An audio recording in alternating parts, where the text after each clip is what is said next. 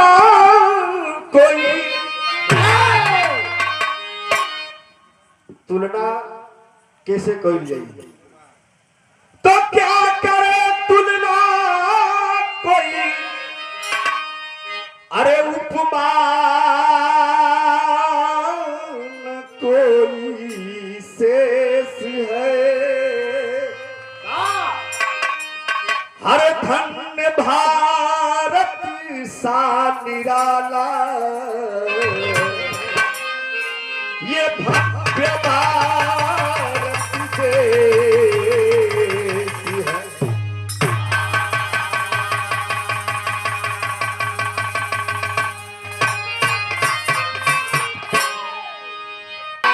और छोड़ गए ना गुरुजी,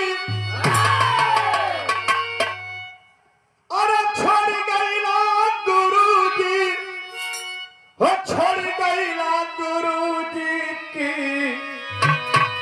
हमनी के छोड़ गईला गुरुजी। अरे हमनी के छोड़ गईला गुरुजी।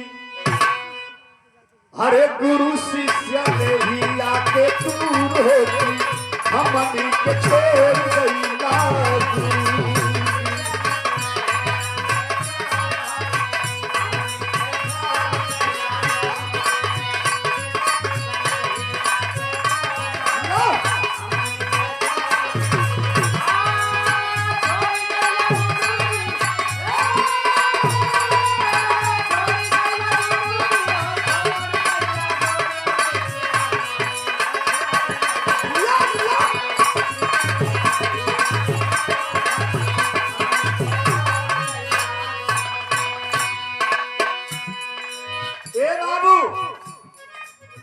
हम अपन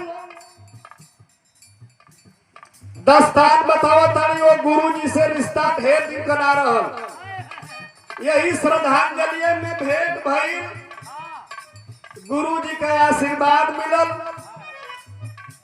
अब फोन कर के समाचार लेत रहो, चंद्रहास तुहार कहाँ बिरा हो, कैसे हुआ बाबू।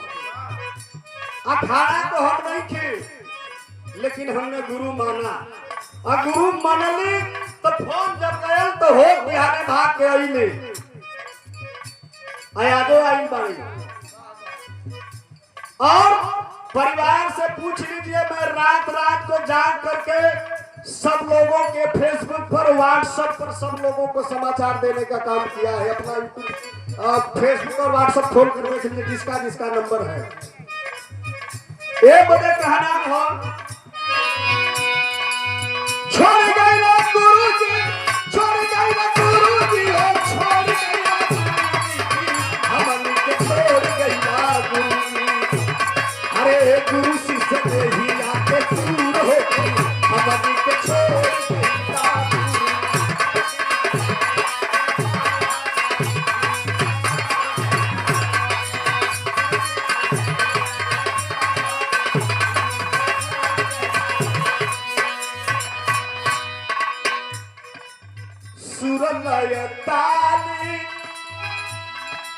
सुरलय ताल हमारी के सिखाई के।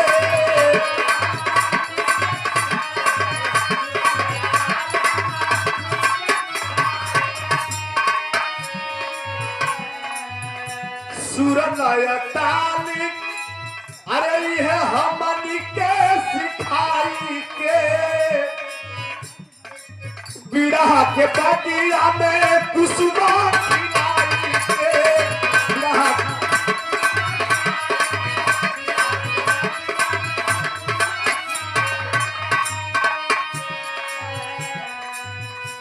और बिरह की बगिया में, बिरह के बगिया में कुसुमा खिलाई के कि हमनी के छोड़ गईला गुरुजी। अरे बरसे नयनवा, हई बरसे नयनवा, झूर झूर होती, हमनी के छोड़ गईला गुरुजी।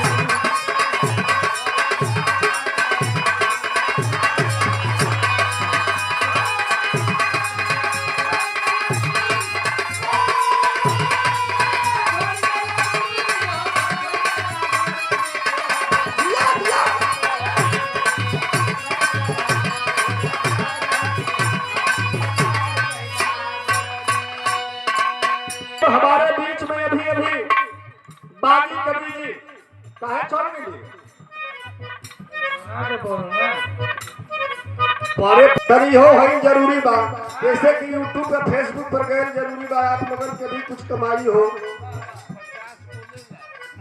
सावरी सुरतिया, अरे सावरी सुरतिया ना दिल से भुलात बा।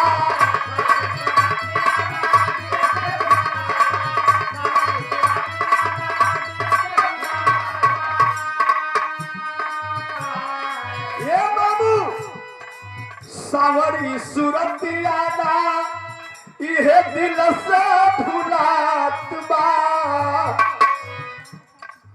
लगता कि कल ही ये भाई मुलाकात बा। लगता